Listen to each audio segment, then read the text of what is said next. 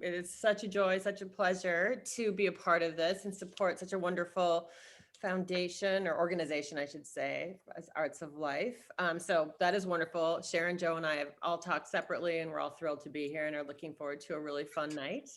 I'm just going to say just a couple words. You gave the introduction, but I want to say why I chose specifically Sharon and Joe to participate in this. Outside of having known each one of them over 20 years or 20 years-ish, I think, which is amazing since I'm 30. I just started really young. But they both are real advocates for the art world, for the arts and artists, each in their very different ways, as Vince touched upon, either in supporting being an artist and working in that field, or as Joe, really having that curiosity to engage and build a collection and support artists who are emerging and, more established as well, but collaborating with artists and supporting them in that way. So that is the common thread that is running through this. And having said that, I guess we'll get off to our start here. And for those of you that know me, I am an absolute optimist. So I like to start at one level and make sure we're shooting up. So we're going to start at the ground floor here with how, not living with art. And Joe has been gracious enough to provide a slide here for what you should not be doing. And we're going to cover that first. Vince, if you can pull that up. Oh, I think you're muted. Nope. Up further. Nope. No. I think you there.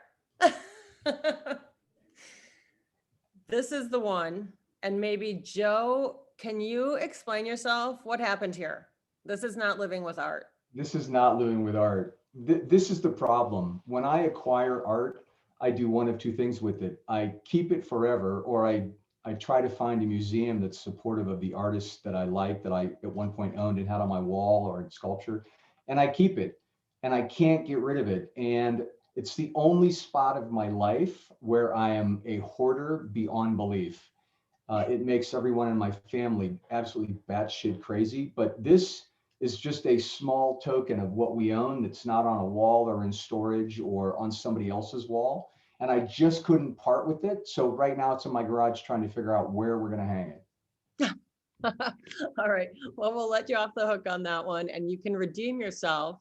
Okay, Vince, by the slide that was listed number 2, it's the George Condo right here. There, you got it. Okay, so Joe submitted this slide. I chose it because I thought it was really interesting, or this image, because of how it's positioned. And so Joe, maybe you want to tell us a little bit about why you chose the work, how you chose to place it here, etc. So most people build homes and then find art to fit the home. I actually like to do it a little differently. We actually built this wall to surround this piece. And I'm a big George Condo fan. I like a lot of text, but I also like things like this in moderation. And when we envisioned how this would hang, this is in a library, and you walk through a set of steel and glass doors, and it's a pretty stark difference to this. The library's, so I wouldn't call it traditional, but markedly more traditional than steel and glass. And the whole focus of the room is meant to be on the art piece. And we think it came out pretty well, because every single person that walks in, they don't notice the room. They say, that's a really cool piece of art. It's so nice that it fit there. In actuality, we designed the room around this piece of art.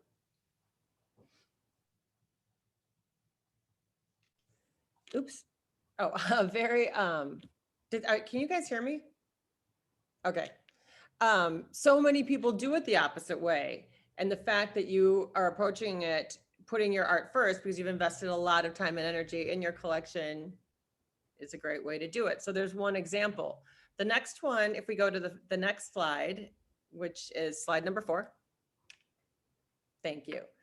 Now here is a completely, I don't know if it's a different situation, but it's an interesting way to showcase 2 pieces, very prominent pieces together, but also in a way that you might not, most people would put this as like on a wall exactly when you come in, but you've chosen to hang it this way. So maybe explain what interested you about these pieces, why you chose them to bring them into your collection, and how you focused on putting them in this spot. So it's funny, you can't really see it, but on the bottom level, that's actually one of the few pieces from Louise Bourgeois that actually includes text. So this is in an entryway of our home in LA. And what we wanted to create was an experience when you walk in that the first thing you notice are large scale artworks. And so this is on the second level.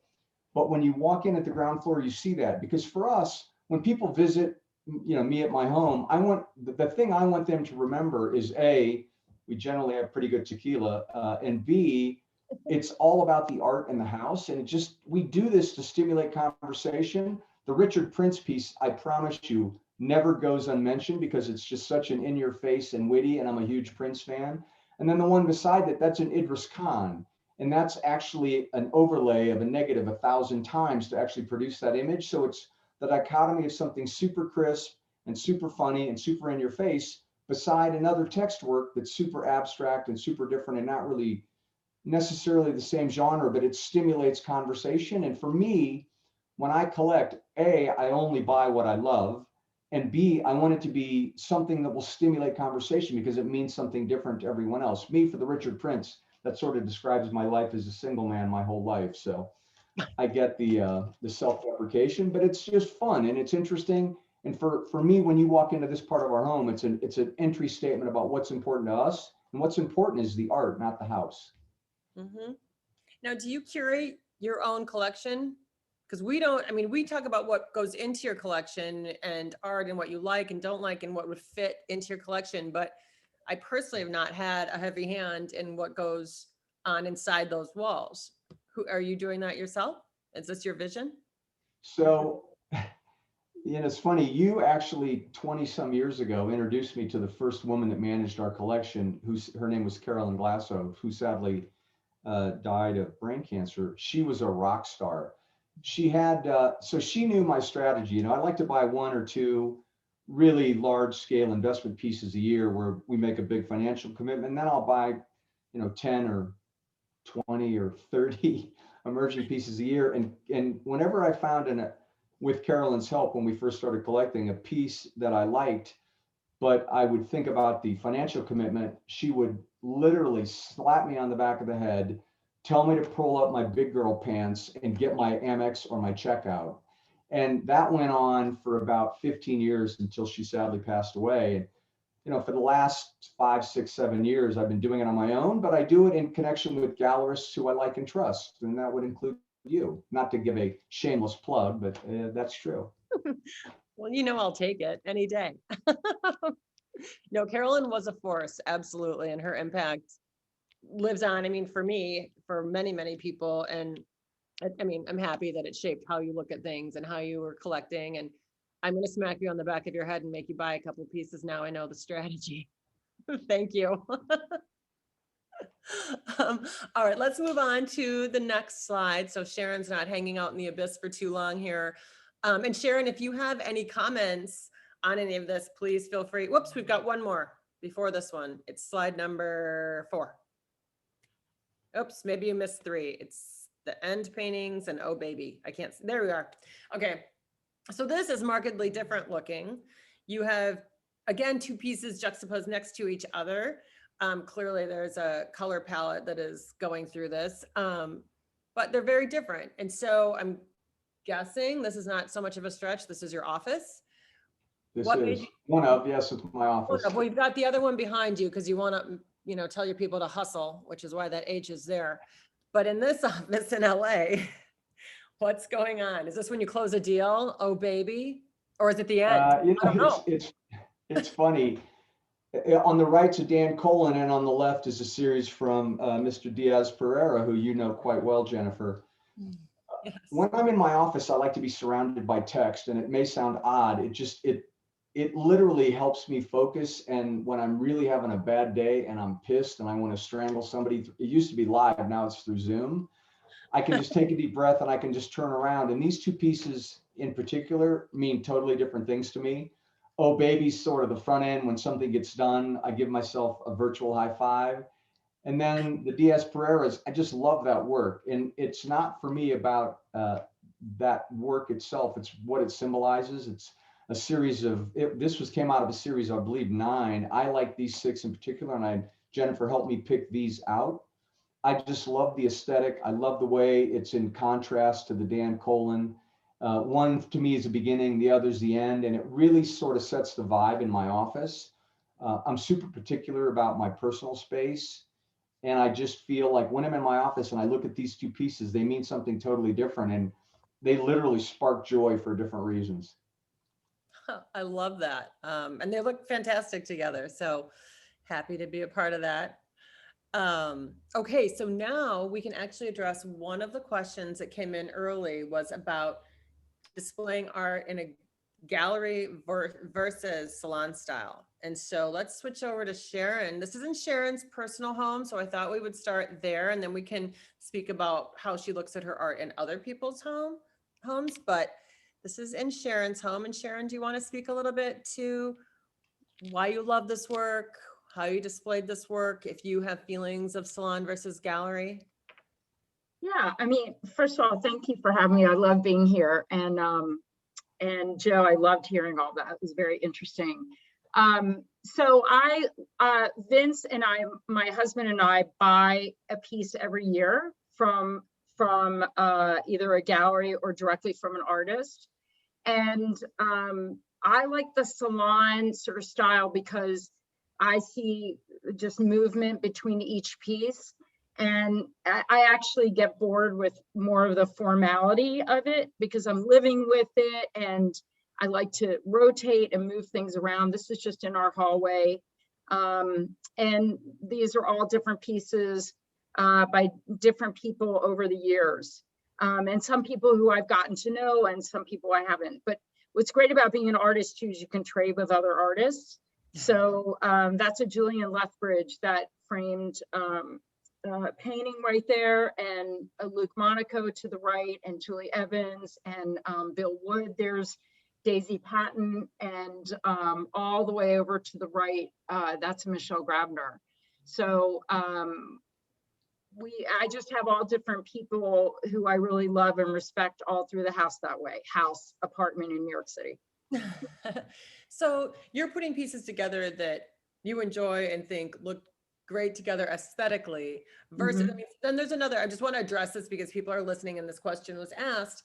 Then there are people that very consciously put things together for the dialogue between them or the juxtaposition between the works to create that tension or to create that flow. But doesn't sound like you're doing that in this instance. I mean, I think about the space in between too. Like I like the dynamic of the environment and the space in between, the tension between each of the objects, because they're all objects. So I think about the composition overall on the wall. Do you rotate them out? Do you switch? All the time, yeah. All right, let's move to the second slide then, Vince, if you would. There we go. Yeah, that's over my, oh, you can see my correspondence desk. So people who know me on this know that I love to write letters. I have all these stickers and everything. I owe you a thank you, by the way, because no, not at all. You never keep up. It's amazing. On the left-hand side is a print. It was the first piece I bought. It was a Suco print in 1983. I bought that. I was pretty proud of that, to buy something on my own as a young artist. And then all the way on the right is Michael Scoggins. And most of the pieces here are pretty personal. Yeah, again, it's like a salon kind of, and now that I look at it, I don't like the diagonal going across. I've got to put something up on top to the right and mess that up a little bit. But yeah, I like things uneven. And I think it's also because for me as an artist, I'm itching to see something different in galleries. You know, when you walk into a gallery and it's pretty formalized, it bothers me. It feels too not very accessible in living with it. So I love the idea of messing it up a little bit and making it a little more human in that sense, a little bit more just unpredictable in how things are put up. That is super interesting, Sharon, because your work is, I'm not going to say your work is very formalized, but Right. I mean, to overgeneralize. It's very Yeah. minimalistic. It's about the gesture and the line. Right. So, you know, I would never describe your work as messy. Right. It's like Right. hyper That's not true. messy. How So to even, yeah, is that's this an very true. outlet? I don't know. I mean, well, my work's changing a lot, but I totally understand. Yes, I understand what you mean by that. But my installations, I see them as a little off, Mhm. even though they're very formal. But yeah, I've been changing as I get older and just sort of branching out in how I live with work in the way of just having it sort of unpredictable. Right. Well, that's, I mean, this is actually a perfect segue of an artist producing work in one way to be in other people's homes versus I would say consuming, but engaging in and, you know, living with art. That's a whole different thing, you know? Yeah. And so I think people will understand what we're saying here when we move to the next slide, which should be, what are we on? Slide 7? 5, 6. It will Oh, be, nope, wrong way. Here we're going forward. that one. Oh, yeah. There we are. There's Richard Prince on the right. Yes. So yeah, I do these commissions for artists, and not artists, for collectors. And actually the ceiling's pretty uneven, believe it or not. So I see what you mean about the form being very formal and it coming down that way, but it's actually a field. If you were to look up to it, it's very uneven and looks like it was just thrown up there, even though that's completely the opposite. But yes, you're right. This is a very formal environment. Did I have control over that? Absolutely not. And that's the other thing too, is that I think a lot of artists would agree on this forum that we really don't have any control over, you know, the environment unless we really have those instructions that are pretty spelled out if it has anything to do with the context of the work. So I actually installed this. I had no idea that they were going to put in a Richard Prince and then these other pieces throughout the apartment. And the walls are all lacquered and I didn't have any idea. They didn't know at the time either. The ceiling went in first. So I took over the whole ceiling. But yes, you were right. So, all right. So that's really interesting. And maybe Joe wants to chime in a little bit on this because so you're coming from the artist side of you're going to create something and put it into someone's home. He's coming from the other side of I'm a collector. I want to support an artist and have something built for my home. Like, where does that intersect? I'm going to pass this off to Joe. And how do you maneuver through that? And then we'll come back to you, Sharon. Okay. Thanks for asking because it's so funny. I love collaborating with artists, and it's interesting because especially with emerging artists who I think need more patronage than somebody like Richard Prince, who I love, by the way, but doesn't need my patronage. But some emergings do. And I love to give them my ideas about what I'd like to see in terms of a piece of art and then have them respond. And I've done that with a few recently.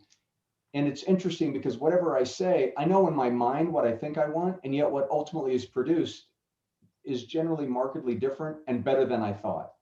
And for me, it's fun because when people say, oh my God, that's a really interesting piece of art, who did that? And I get to say artist X and the bald guy. And it's kind of fun because I have absolutely no talent whatsoever artistically. I can't even sign my name with grace, but I know what I like. And so it's really enjoyable for me because the part of their brain they use and the skills they have is something that's notably absent for me. So it's quite enjoyable. And it's really, some of my favorite pieces of my collection have been the result of collaborations with artists. Right. Okay. And so Sharon, have you ever experienced something where, because I'm going to step in like as a dealer gallerist representing artists, I've had these conversations where someone, I'm not even going to say like Joe, but maybe a collector that just wants something that's perfect over their couch. And Speaking of collaboration, right? There's a collaboration. That's right. Aspect ratio, Cass Davis and Joe Reece. Beautiful. But I also think, and that's a perfect example, actually. So that piece, we all worked together and that stayed within the purview of Cass's practice. And then there are other artists where it's like, you know, say they produce they're only working in large format and someone wants them to make something small that fits over their couch that's tiny. You know, so there's certain things where I would step in and say, don't do that. Don't go far outside of what your norm is, because that's not going to help anybody, frankly. It's not going to help the person, the collector. It's not going to help the artist. And so, Sharon, have you ever been put in that situation when you've been asked to produce or create something that is just completely outside of your practice? And how have you like dealt with that situation if it's happened? I just say no. I love it. So, no, most of the people who come to me see the language, and also the pieces are meant to be basically have the dialogue with the architecture to change that architecture, to make it more inclusive in a lot of ways.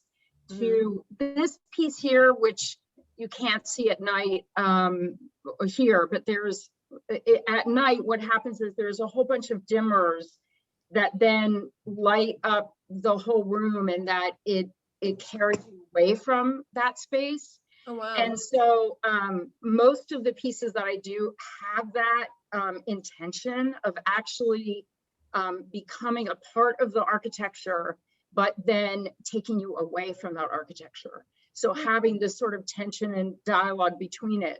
So but I'm really amenable to ideas. Like, I love hearing that the way in which Joe collaborates with artists. But I've never actually, maybe I've been very lucky, but I've never had a situation where an artist would say, I really want that to be over my couch, and I really want this exact space and like X. And I know, Joe, you're not saying that, but as far as being very sort of having boundaries on how I would produce, I've never, I don't remember any time that I've gotten to that point. I mean, I would say no, essentially. Yeah. There have been many, say again? I said, bravo. Yeah, there have been many times where people have said to me, we would like for you to do it for X dollars, and it's way under the amount of what the material would cost, let alone the sustainability of, paying for a team, and also paying sustainable wages for that team, which I'm very much an advocate for, which Jennifer won't surprise you at all. But to change the standard of how artists are paid in situations like this. So they have to be all on board from soup to nuts about the whole aspect of not only the idea of how this piece is formed, and then also that it's working with the architecture, and the fact that the team are artists, and it is a mindful, good working environment for that. Mm-hmm. Sharon, you said something that resonates with me as a collector.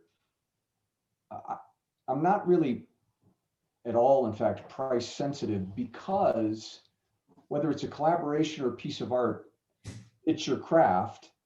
And it'd be like in my business, if I said I want to advise, or I want to buy this company, or I want to do X or Y, and someone says, yeah, that's interesting, but I'm going to pay you half. I almost find it offensive in some regards. And I understand some people have price elasticity, and everybody wants a deal. That's human nature. But I also think for people like you have a gift. All artists do, and it may or may not be my style, but they certainly have something that I don't. And if I'm going to put that man or woman in my collection, I want to reward them appropriately. And especially when I do a commission, when people are, and I've heard some of my friends say, well, I think I can get a deal on this. And I said, I'm the wrong guy to talk to. If that's how you're approaching art, it's about the money. I think you shouldn't be collecting art. You should maybe be doing NFTs and Bitcoin, but you shouldn't collect art. That's my belief. Oh my God, you're an angel. I want to hear that over and over again. I would love that. But I'm going to buy a piece of your art, by the way, because I love what you do. Well, thanks.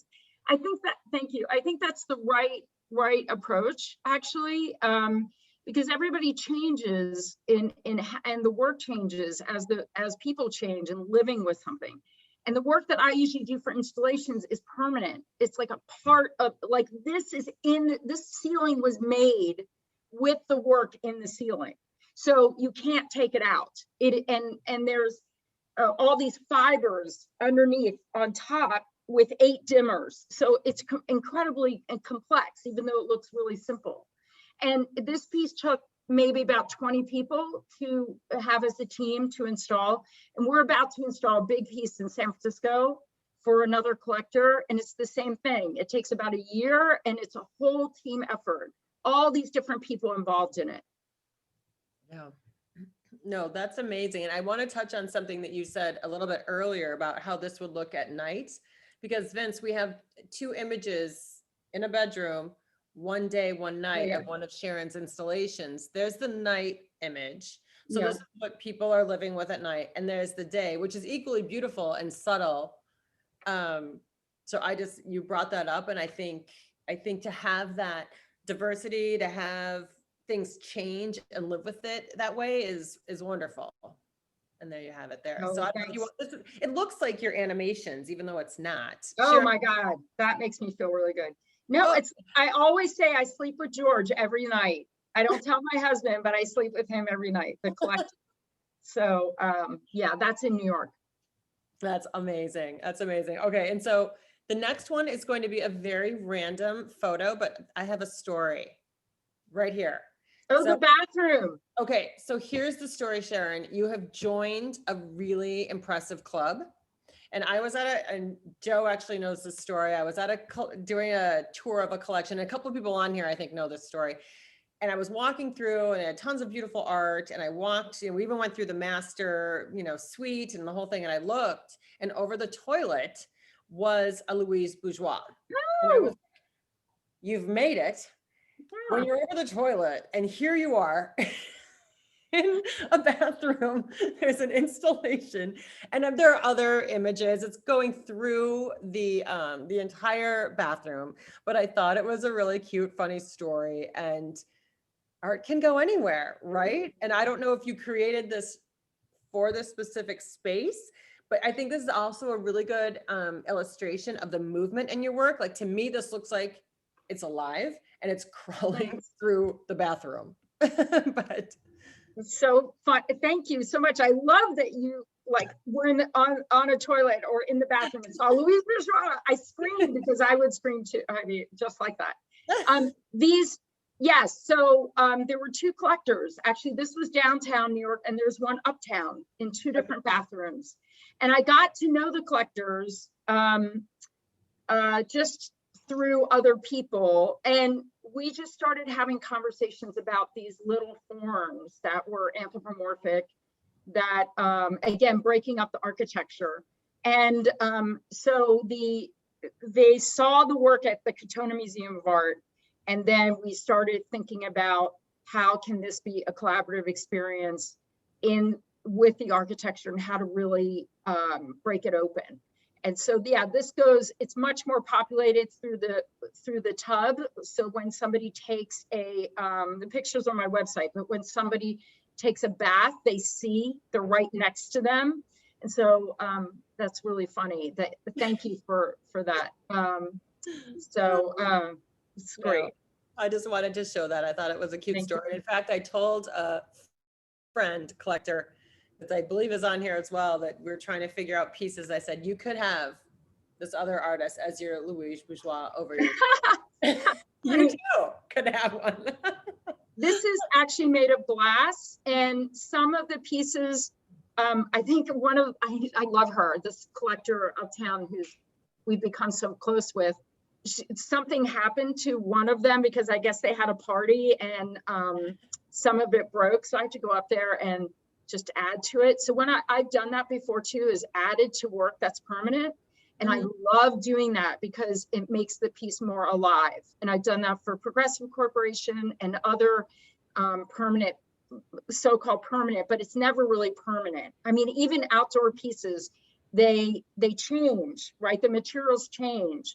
So when I'm called to action to go out and add to something or subtract from it, it becomes different each time, slightly different each time.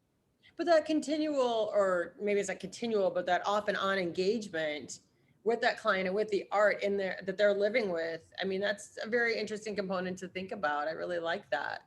I did not know that about you. All right, so we're going to transition. We've talked a little bit about living with paintings. we've got sculptural elements, and now we have, back to Joe Reece, some neon. And there is an interesting story about this. I mean, I think that like a lot of collectors and or people interested in art, you know, they can envision a painting or how that will work, or maybe they'll understand or have in their mind where a sculpture would fit. Something like this is a little bit of a different animal. Like this is something that lights up, you have to live with. I guess you can turn it off. It's not like video, but in the same vein, it's something that feels different when you're living with it. And Joe, I know that you have a story about this piece, so have I at it. do. I do. Well, I'll actually share two stories because I do like the art that we hang to fit the room that it serves. So I'll talk about this in a minute because we've got another couple set of pieces. One's a Warhol Death and Disaster series, the electric chair that a lot of folks informally call Silence. And we hung that on the opposite wall of a Christian Marclay Silence in a powder room. Because when I go to my powder room, I just want silence. And this has a similar use because this is in a ski locker in Idaho. And I have two boys who some of you on this call I know, Nick and Alec, who are complete reprobates when they want to be. And they sometimes will, just to push my button, go slower than I would like to. So when we are ready to go skiing and they are lollygagging, I can just simply turn on the art and say, why do we have to do this, Dad? And the answer is, courtesy of Mary Jo McGonigal, because I said so. And I turn it on now literally every day they're around because they're always saying and doing something that makes me pull my theoretical hair out, and I can just get a little kick out of it. And now they even turn it on because they think I'm such a jerk about it. And it's something that my boys and I can share together. They like it. I like it. It's a little witty. Most people come in and have no idea what it means. It's sort of a private boy family joke, and we like it and we live with it, and it gives us joy. Yeah, but I think that's an important point that, you know, I like the levity of it. I like the fun and the humor about it. And it's like art doesn't always have to be so serious and so, you know, intimidating. This is something, and now your boys are engaged in it and they're, you know, what are they now? Gosh, 20. And what are they, 19 and 20? 19 and 20. Jeez. Anyways, we'll address that later. But the fact that they're engaging in it and you've made it fun, you know, is going to arouse like one of the things that I think I may have touched on this earlier. Is one of the most important things I'm building a collection, which is curiosity, right? I'm putting this on you, but I believe that's what really got you engaged in art 20 years ago, was just wondering what it was and what it was about. And now you're sharing this with your kids and passing that on, and you know, it can be fun. Well, I think I saw Ava on the line. I know she knows Nick, and I got a great Nick story. This is probably, I don't know, Nick, 4 or 5 years ago, he was 15 or 16, and we were in our house in LA, and we were looking at the prints and the con, and we had a Melanie Schiff on the other wall, and, you know, artists that he's seen, and he said, why do we collect art? Why do you do that, Dad? What's the point? I said, well, it's a couple of reasons. One, it really gives me great joy. I love it. I love being surrounded by things that I find beauty in. And I love being surrounded by things that people have created with their brain and with their hands. And I said, frankly, when I die, this is ultimately a storehouse of value, and this will be for you and your brother. And you can donate it to museums. You can use it to start your own collection. You can sell it. You can do whatever you'd like with it. And there was a really awkward pause, probably about 20 seconds. And he's tilting his head and he looks at me. And without a guile or without a moment of thought, he said, Dad, why do I have to wait till you die?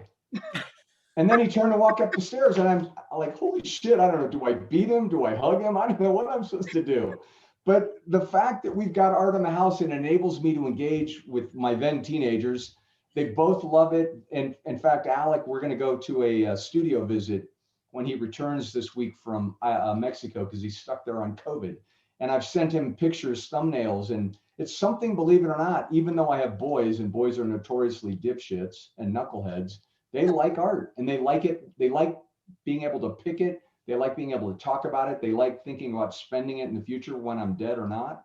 And that's fun. It gives us something to talk about, you know, with my boys. And I like that.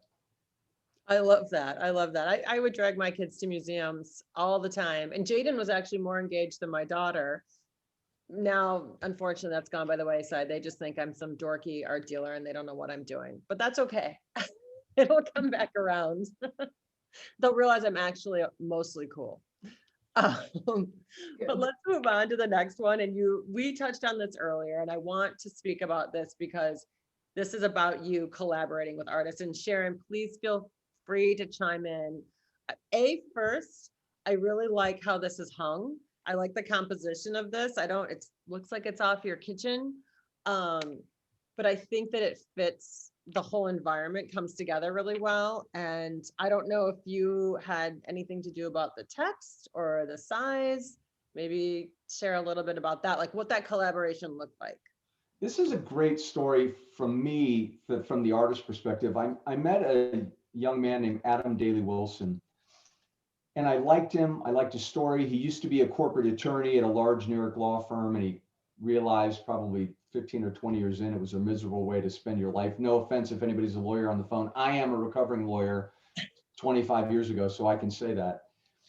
And I just liked who he was. I liked the way he thought about things. And I saw a very small piece of work that he had done that had a little bit of a Christopher Wool influence and yet had his own vibe. So I tracked him down about this particular work and the small piece. And I said, Adam, how do you feel about doing something 10 foot wide by 4 foot tall? After the holy shit escaped his mouth, he said, you know what, that's kind of cool. I'd like to try that. And so we went back and forth on the media. We went back and forth. Do we do a projector? Do we do an oil? Do we do a acrylic? Do we do it on canvas, on wood? And after about 5 or 6 months of iterating back and forth, he said, all right, I think I've got the vision. Let me just have at it. And when it's done, I'll ship it to you. And I said, great. And the day it arrived in this massive crate, I unpacked it. I was completely blown away. And I didn't have a spot yet to hang it. And this is right off of a kitchen, and it's a sort of a breakfast nook that's got a lot of morning sun. And whenever I'm in this place, I walk downstairs and I see this every morning, and it's just kind of an in your face. And it reminds me by pairing and collaborating with Adam and telling him I love something about his work, this is what he came up with. It literally blows me away every day. And I ultimately introduced him, for everybody on the line's benefit, I introduced him to Jennifer. I said, look, this is a young man who's got real talent. And this is the least creative work he's done because this was a collaboration with me. When you leave him to his own devices, this kid's a rock star. I really think I bought a few of his pieces already. And so maybe I'm talking my own book, I don't know, but I really do think he's got real talent. And I think he's very witty, and I like his backstory, which for me, when I buy art, I want to meet the artists too. I want to know about them to the extent they're still alive and find out what makes them tick and why they do the work they do. Because for me, it's more than just what the production is, the output. It's also about what goes into it. So for me, working with Adam, it was really enjoyable. And I found out why he does what he does, and it blew me away. Oh, I love that. And, I think you touched on something that I personally think is super important, and that's working with living artists, right? You get that engagement, you get to watch like the trajectory of their career, and you get to experience things with them if you choose to, that, you might not otherwise be able to do in like any other circumstance. I mean, honestly, I don't want to go off too much on me, but I believe why I'm in this is that artists are probably one of the most fearless type of person on the planet. They're doing something every day. They're putting their most personal thoughts, feelings, whatever out there for everyone to not just consume, but criticize. And so let's be honest, that's what happens. And I think that's really, really brave.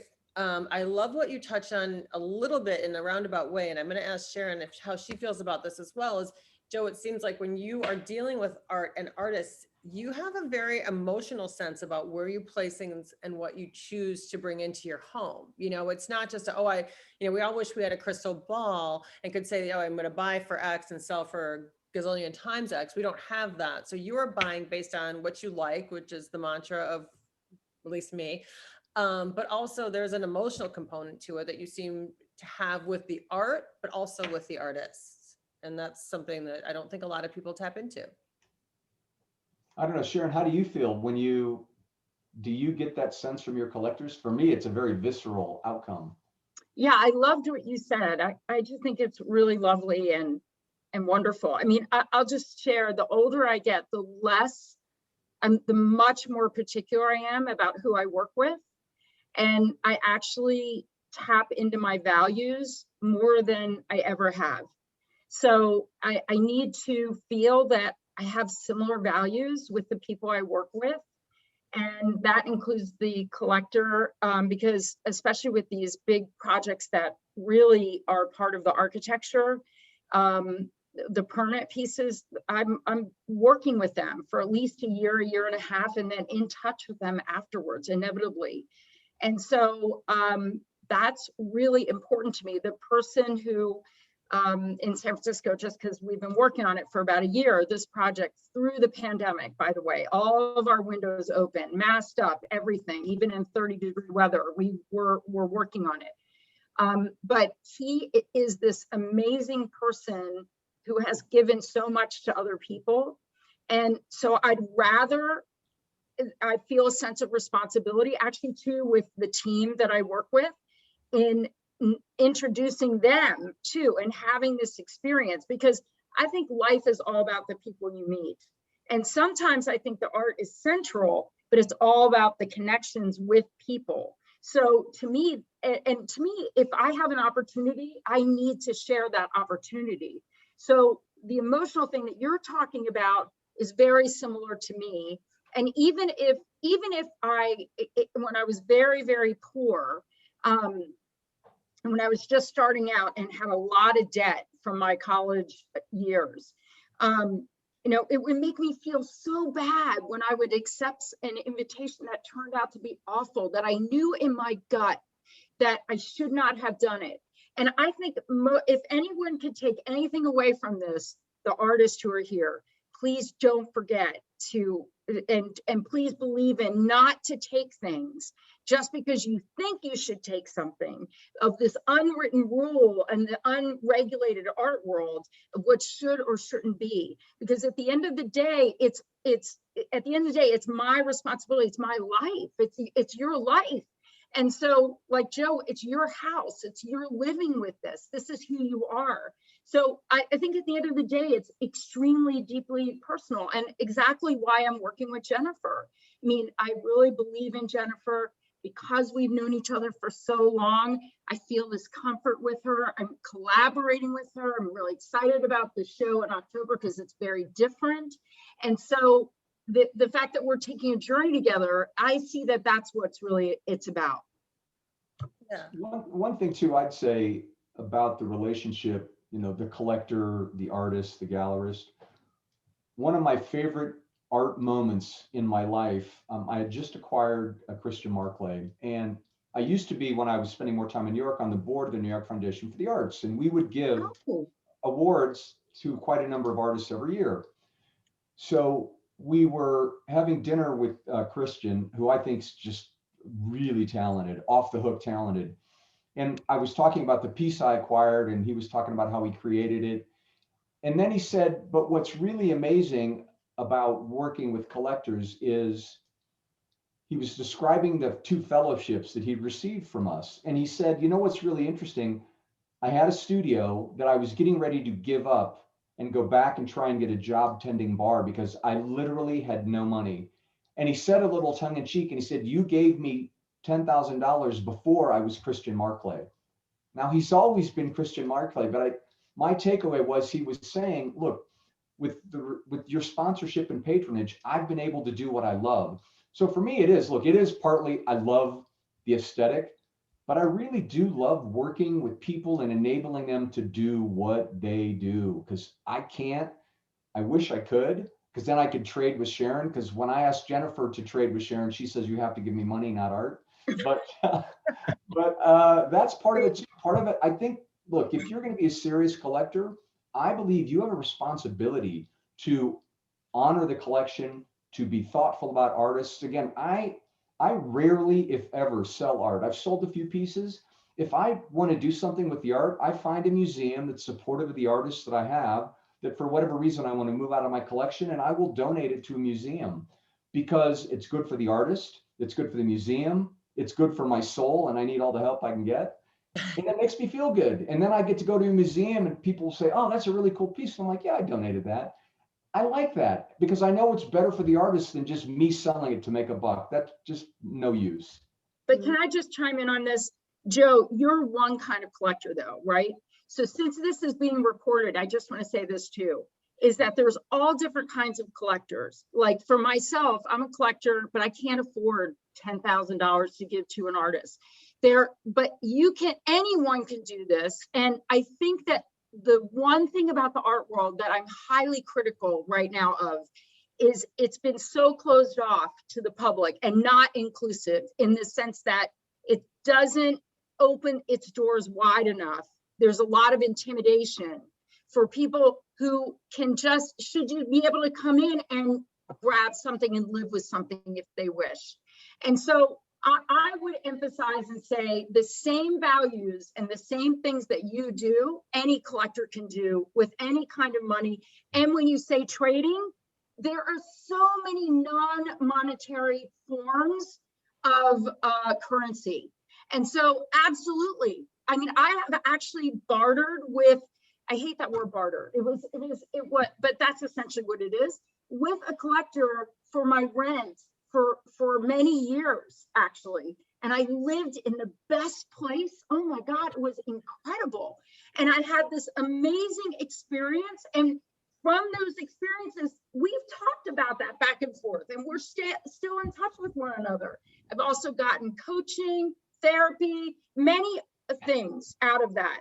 But I do think that I would love to see it being more open, more open and more available. And actually, the fact that the art world really hasn't turned over in this last year of the pandemic, doing more of that is criminal.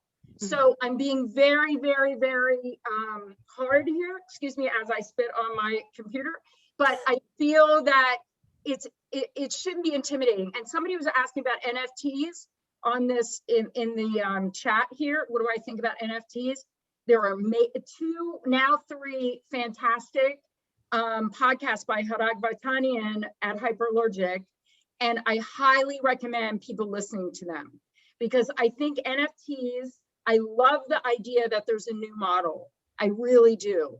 I'm not so sure it's a great model, but I think it's great that someone is doing something different that breaks open the market and challenges the market, which is only for really a very exclusive class of people. Hate to say that, but it's so true. Joe, what do you think of that? Yeah, it's funny. I got my love of art when I was actually a kid. I grew up in pretty modest circumstances, and I used to go to the art museum, and my three escapes from my existence at the time were sports, playing, the library, reading, and going to art museums. And I don't know what it was. It just really hit me. And I'm like, this is really cool. And I always said to myself, if I ever had the luxury of not living in the status that I was and I could financially afford it, I wanted to collect art. And believe me, I wasn't ahead of my time. I thought at the time, hey, this is really cool and I like it and it's beautiful and that. And I like to hang out in art museums because they're always pretty girls. But it really, I agree with you. It's sad that the art world as a community has this whole patina that is just wrong. Right. I mean, I love street art, right? I love graffiti. I don't love it necessarily where it's always placed, but I love that art should be more accessible, and it's not. To me, I know that there's a big debate right now about having museums charge to get in or not charge. I wish art were more accessible and people in my shoes focused less on the economic aspect and more on just sparking joy. I mean, I have this thing with my boys, and it's kind of corny, but we say we don't want to do things unless it sparks joy. And that can come in a lot of ways. It can look art, do well on a test, do well at your job, ski down the hill faster than before. But art is such a visceral and visual thing. It's just in your face. And I wish more people, could afford it, or if not afford it, enjoy it. And I hate how arrogant some dealers and gallerists are. It's really annoying. Like I love going to Basel just so I can see why I don't love the people that go to Basel. And that's not a crack on Basel or fellow collectors. but it's so pretentious. It's Right. like, I don't know, if you want to see great art, come to my house and we'll crack open that bottle of tequila behind me and laugh and giggle till 4 a.m. That's what I'm art's about. vaccinated. I'll get on that plane. Yeah. I'll be there. I But love this conversation, and I hate to have to interrupt, but we only have a couple more minutes Oh, left. sorry. I was losing track of time because this is everything that we were hoping to get out of this conversation, and why we started the series in the first place, to try to make these things more accessible. And a lot of the programming we do and exhibitions we do at Arts of Life is to try to open the doors to people for this. So just really quickly, and I want to respect your time on this. If you all want to stay on for a few minutes and continue this and answer a couple of questions, I welcome that, but also no pressure on everyone. But really quickly, my name is Vincent Uribe. I'm from Arts of Life. We're super excited to have everyone join us here tonight. I just wanted to let people know who are not familiar with Arts of Life, who we are and what we do. We're a nonprofit arts organization based in Chicago. We have a location also in the North Shore suburbs in Glenview. We support adult artists with intellectual and developmental disabilities, over 60 artists, all adult artists working independently, and we support the professional development as artists. And so we have year-round exhibition programming. Because of COVID, that's now turned into virtual exhibitions.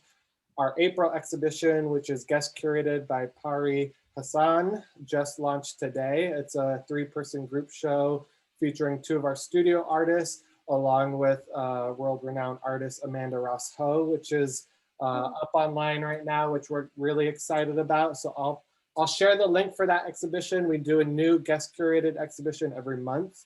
And then in May, we also have our Art of the Heist benefit auction that we're putting on. Again, a lot of our programming is really to integrate our artists into the larger art community, and to try to make this, these things more transparent and easier to approach. We have works in the $100 range, works in the $12,000 range. And so we want to try to make this as accessible for everyone to engage with art, just as you both were talking about.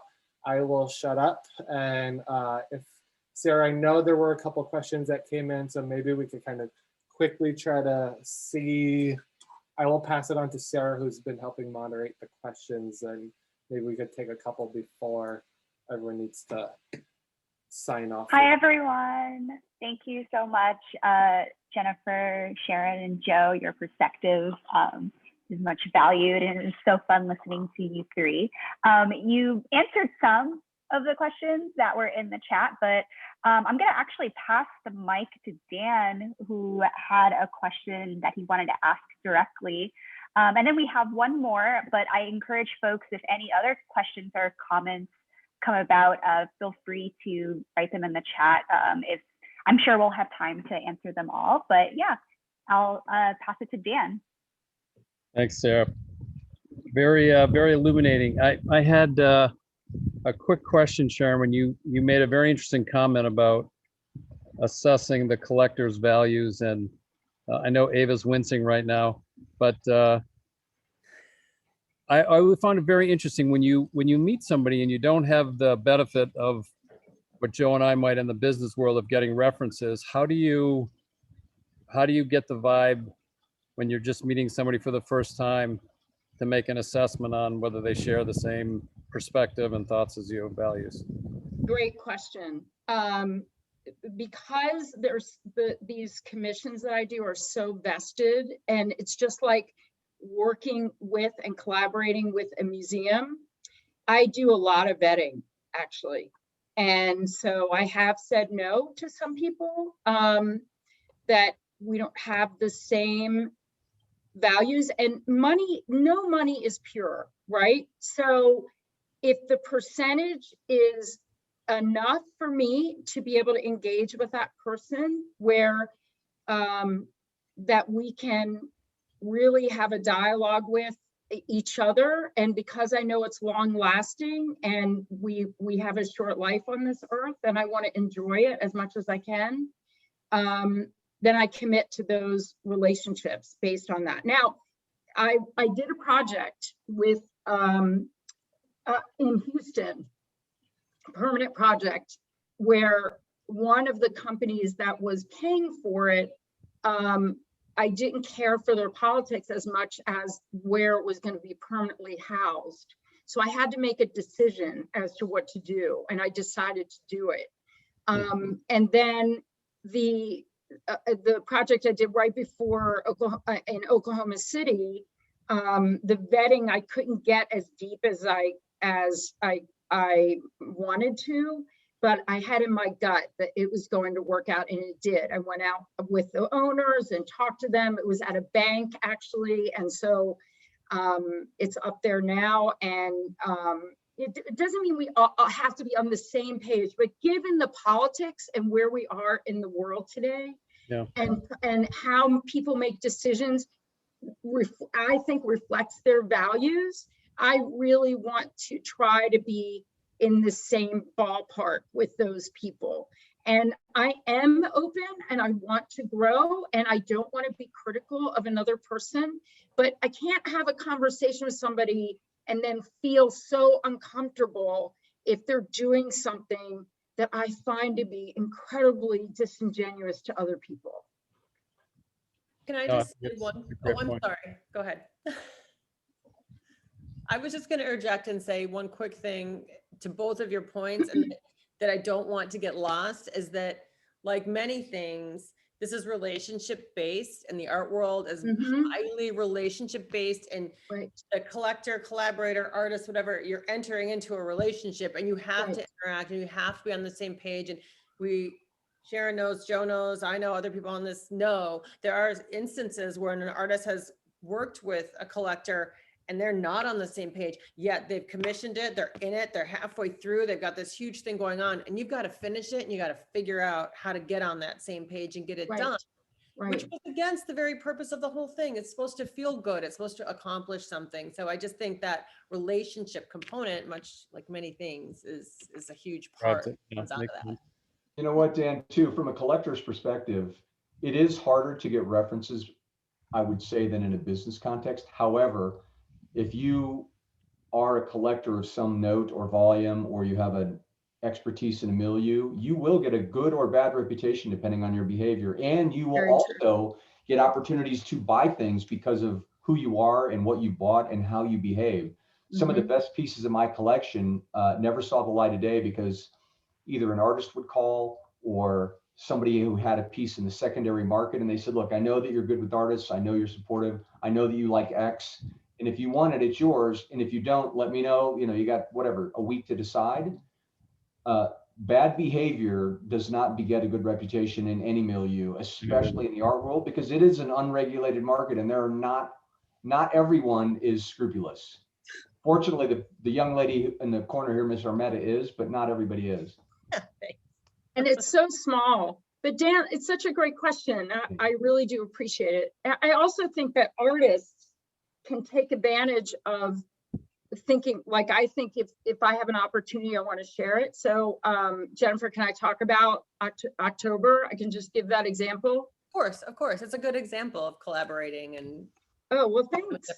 Thanks for doing it, for agreeing and being so amenable to this collaboration. So when Jennifer offered me a solo exhibition, I was really uncomfortable with it, actually, because I feel that, you know, it's then the same old of showing in a gallery, that it's only accessible to a few people, that it's not necessarily accessible to the public because the public doesn't know even to come in.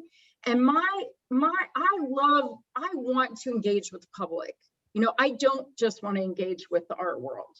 And I feel that we should open up these white walls and not be so exclusive as to who walks in that door.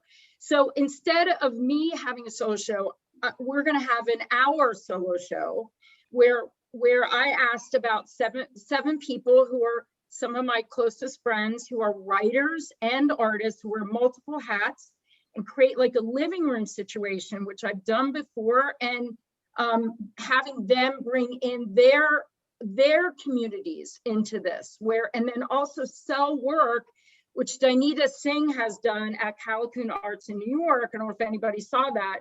She had her work in a solo show, and then she had a case of artwork, which was selling points that were much lower, of beautiful work.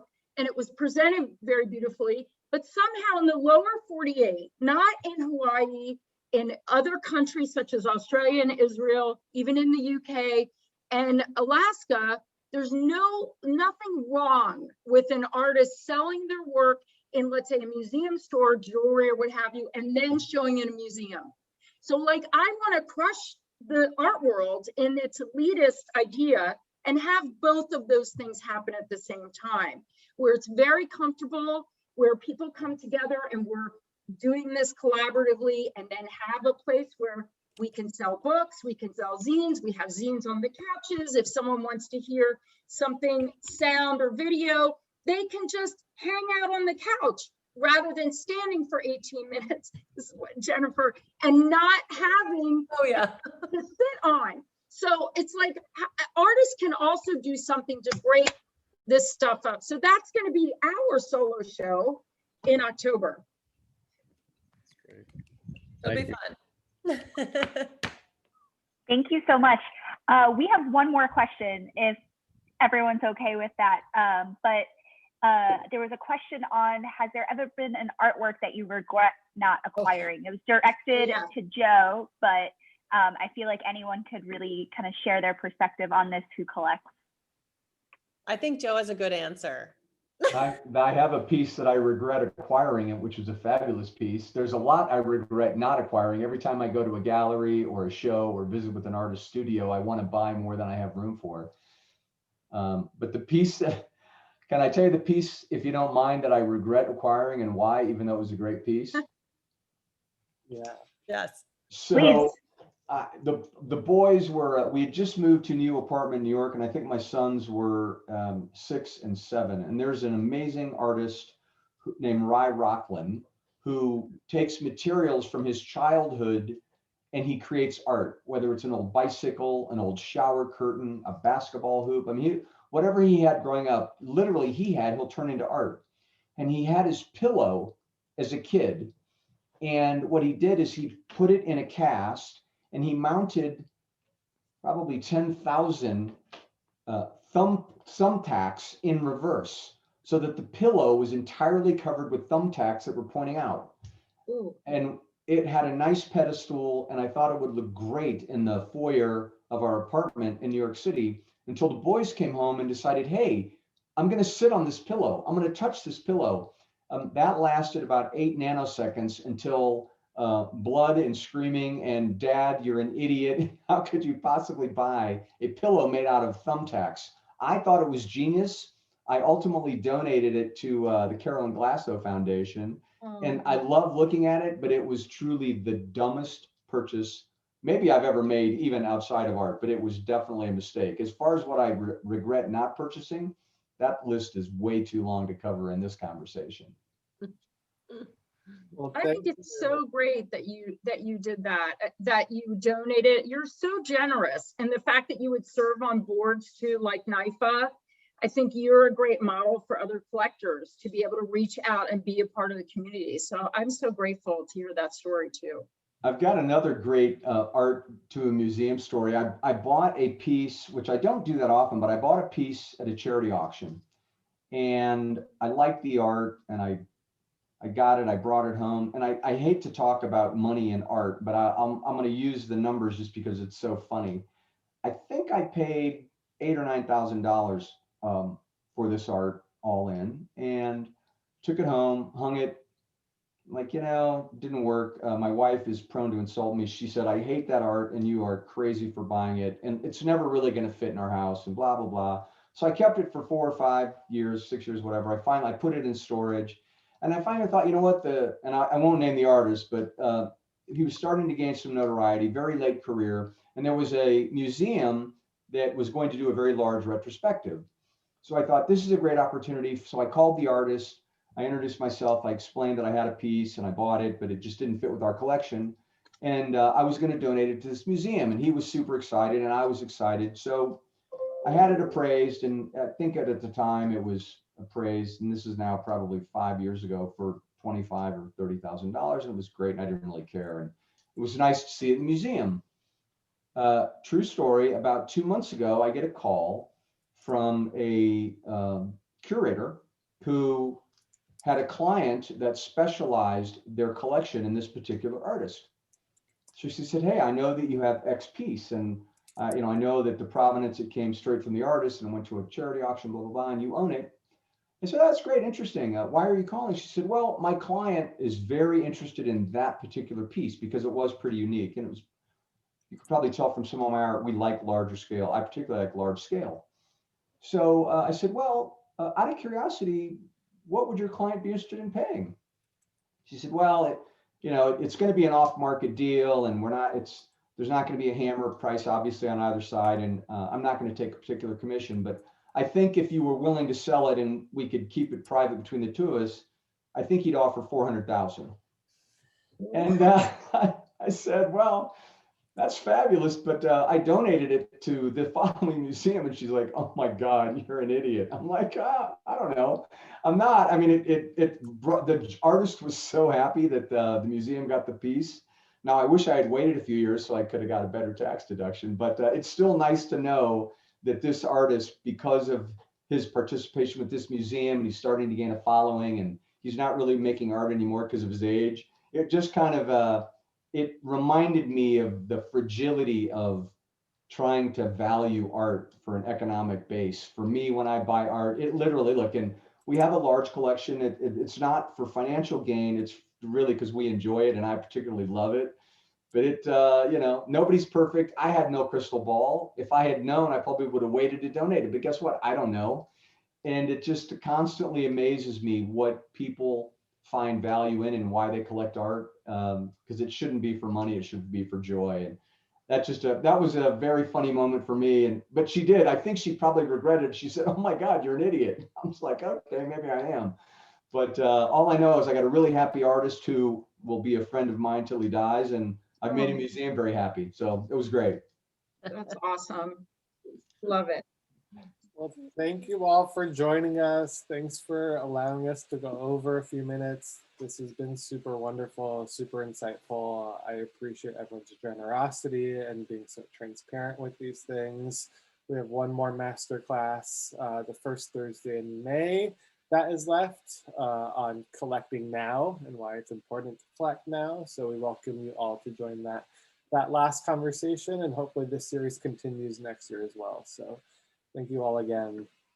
Thanks for having me. Have a good night. Thank you, Jennifer. Thank you. Thank you, you guys. It was so nice. Thank you so much, Joe. It was lovely meeting you. And Nice to see you, Sharon. It was Vincent fun. and David, thank you so much too. It's been great to be here. I'm so grateful. Yeah, thank you all. Appreciate it. Have a great night, everyone. Hi, Adam. Do you see that? Oh my God, Jennifer, I didn't even see who's here. I know, I haven't had a chance to look. Now I'm snooping. A lot of wonderful people. Oh my God. You brought You can unmute everyone yourself if together.